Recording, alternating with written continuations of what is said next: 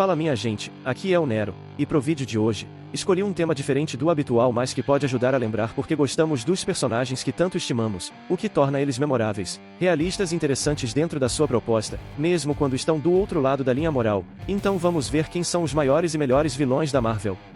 Só alguns lembretes antes, o primeiro deles é que esse é meu ranking, minha opinião pessoal, e nesse vídeo não vou ser tão imparcial quanto costumo ser, então vocês podem concordar ou discordar à vontade, mas com respeito.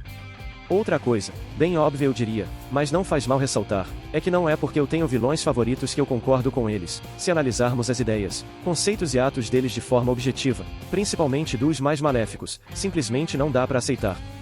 Por isso quando digo que tal vilão é um dos meus favoritos, não quer dizer que eu apoio o que eles fazem ou representam, muito pelo contrário, mas quero dizer que, dentro da proposta deles enquanto personagens, dentro de uma estrutura com determinada função narrativa, eles são os melhores, na minha opinião, pela eficiência que possuem em cumprir com seu propósito dentro da história. Dito isso, esses são os critérios que uso para avaliar o quão bem representado um vilão é, que são a sua proposta, a execução dela através do personagem, as ideias e críticas por trás dele, seu desenvolvimento enquanto indivíduos, e o impacto que eles possuem para a história. Começando na posição número 6, coloco o Senhor Sinistro. Se a gente for observar de perto a personalidade do Sinistro, ele é completamente desprezível e não tem nada que faça ele simpático, não dá pra se sentir minimamente inclinado a concordar com ele em qualquer coisa, e de todos daqui desse ranking, ele é provavelmente o que tem menos camadas, sendo mais raso em termos de complexidade. Porém, ele é inegavelmente uma das maiores mentes da Marvel, e facilmente um dos 5 maiores antagonistas dos X-Men, e não importa o quanto a gente possa discordar de tudo que ele faz, o Senhor Sinistro é muito competente. Desde suas primeiras histórias a figura desse cientista maluco atormenta os mutantes heróicos, principalmente o Ciclope e a Jean Grey, e não importa a maneira que os heróis tentam vencê-lo, o Sinistro sempre volta. Ele não é só um imenso gênio da ciência, mas também um dos vilões mais manipuladores e estratégicos da Marvel.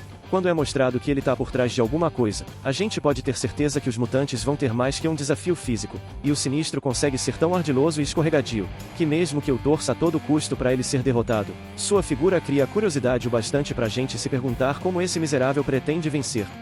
Em quinto lugar, o Rei do Crime. É impressionante quando a gente para pra pensar que Wilson Fisk, não tendo poderes e sendo só um humano bem inteligente e disciplinado, conseguiu se tornar uma das figuras mais memoráveis e imponentes da Marvel, sendo que ele habita o mesmo universo que seres com muito mais poder.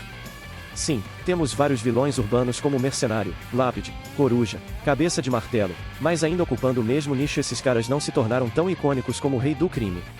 Esse vilão ainda é o mais realista de todos dessa lista na maioria dos aspectos, no sentido que gente como Wilson Fisk não é uma impossibilidade no mundo real como seria o Thanos por exemplo, e mesmo que suas histórias sejam muito mais urbanas e com tons mais realísticos, a ameaça representada por ele consegue ser relevante, mesmo num universo onde entidades cósmicas tentam destruir a Terra com frequência. E uma das coisas que acho mais interessantes no personagem, é que o Rei do Crime não é o cara mais maligno da Marvel, ele já fez atos de bondade sem esperar nada de volta, já ajudou inocentes simplesmente porque pediram ajuda sem tornar isso uma troca de favores, ele mostra vulnerabilidade real com aqueles poucos que se importa, e possui alguma integridade, pois respeita os próprios princípios e tem um código de honra, ainda que bastante flexível. Porém, mesmo com tudo isso, o personagem não deixa de ser um perigo sério para qualquer um dentro do seu alcance, sendo um verdadeiro pesadelo encarnado para heróis como o Homem-Aranha e principalmente pro Demolidor. Em quarto lugar, Duende Verde. Visualmente falando, acho que a figura do Duende Verde é a segunda mais fácil de ser lembrada dentro desse ranking, não é só o uniforme, mas também o planador e as bombas abóbora do personagem que a gente pensa quando lembra dele. Além disso, o desenvolvimento do Norman Osborn em conjunto com sua dupla personalidade foi muito bem consolidado. Na minha opinião, o Duende Verde é o inimigo definitivo da história do Homem-Aranha, pelo menos depois dos roteiristas dos últimos anos.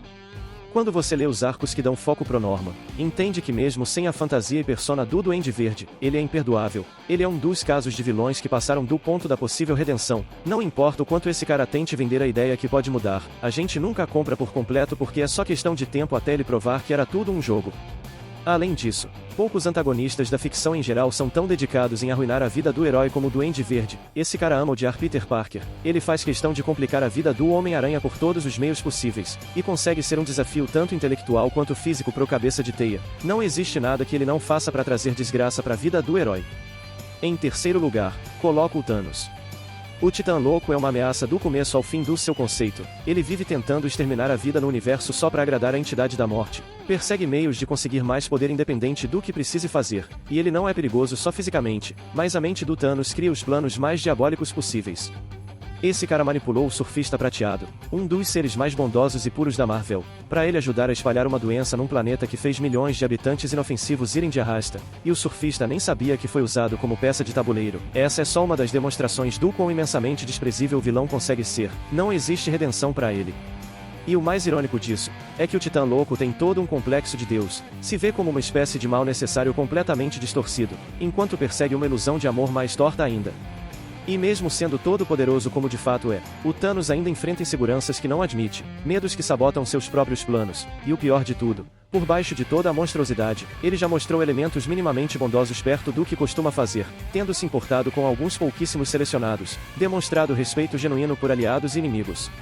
A tragédia disso é que a quase bondade que ele tem, nunca impediu suas piores ações, mas a tragédia acaba e o terror começa quando a gente entende que ele escolhe ativamente ser maléfico, sendo no final de tudo, uma figura com poderes quase ilimitados com vulnerabilidades comuns e mais humanas do que ele se deixa admitir. Em segundo lugar, deixando mais evidente os antagonistas com algum altruísmo mais palpável, posiciona o Doutor Destino. É impressionante como Victor Von Doom, um humano, conseguiu a fama de ser um dos vilões mais relevantes da Marvel e estar no mesmo pódio de reputação de gente como Thanos, Galactus e outras ameaças inegáveis.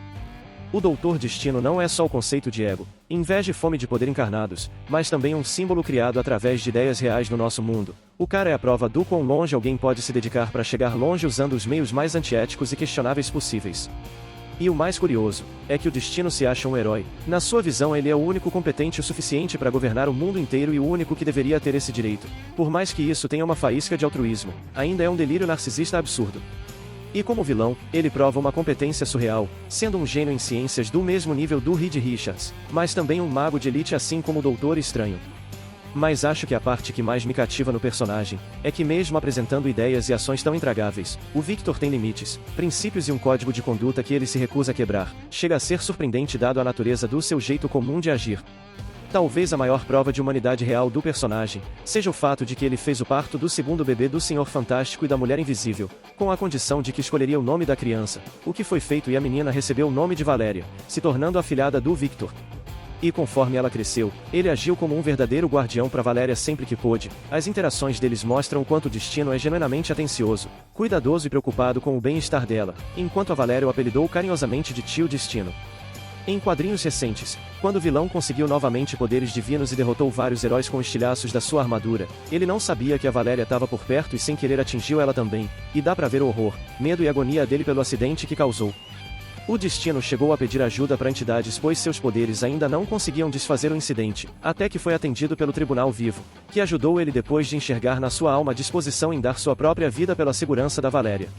Aqui o Victor teve sucesso, ele conseguiu fazer com que sua afilhada fosse salva e se recuperasse dos ferimentos, mas como parte do acordo ele acabou indo de base, e quando Reed Richards disse que a Valéria estava bem, o Destino disse que o preço que pagou valeu a pena. E em primeiríssimo lugar, o melhor vilão para mim é o Magneto.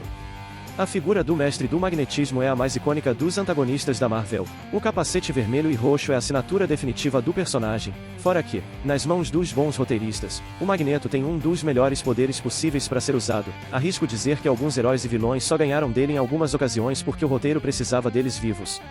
E sim, quando vamos para como o personagem age pelas suas motivações, não é fácil de digerir. O próprio mutante sabe muito bem o peso das suas atitudes, e ele não se enxerga como um herói no sentido tradicional da palavra, mas se vê como alguém disposto a fazer o necessário pela sobrevivência dos mutantes. E por mais que o Magneto tenha momentos de vilania, também há situações onde ele demonstra humanidade e vulnerabilidade de um jeito tão visceral, que chega a ser de um aspecto desarmante. Quando vamos para o passado do personagem, vemos que vilões não nascem, mas são criados, porque o Magneto foi prisioneiro de guerra, perdeu a família, conseguiu fugir, e quando ele construiu uma vida para si, com uma esposa e filha que ele amava profundamente, isso foi tirado dele da pior maneira possível simplesmente porque souberam que ele era mutante. A gente entende que o personagem não era podre desde que veio ao mundo, e sim que ele começa a sua vida já conhecendo a dor, e quando encontrou felicidade de verdade, isso foi arrancado e ele se tornou um homem quebrado, sem nada a perder. Nada disso justifica todos os atos maléficos que o vilão já empreendeu, mas entendemos que o Magneto faz o que faz porque conheceu o pior da humanidade. De todos os outros vilões citados antes, o mestre do magnetismo é o que mais me deixou maravilhado sobre quantas camadas um personagem consegue ter. E outra, quando ele demonstra bondade, é muito genuíno. Não existem planos ou segundas intenções. Esse cara se ajoelhou em respeito e reverência ao Ciclope depois que o Scott salvou a raça dos mutantes numa situação tensa, dizendo que o Summers fez o que ele e o Charles Xavier não conseguiram. Enfim, minha gente, essa foi a minha lista de hoje. Só quis comemorar o crescimento do canal e compartilhar minhas ideias com vocês. Obrigado por quem assistiu até o fim. Significa muito pra mim. Por hoje ficamos por aqui. Antes de ir, se inscreve e deixa o like. E até a próxima. Valeu e falou!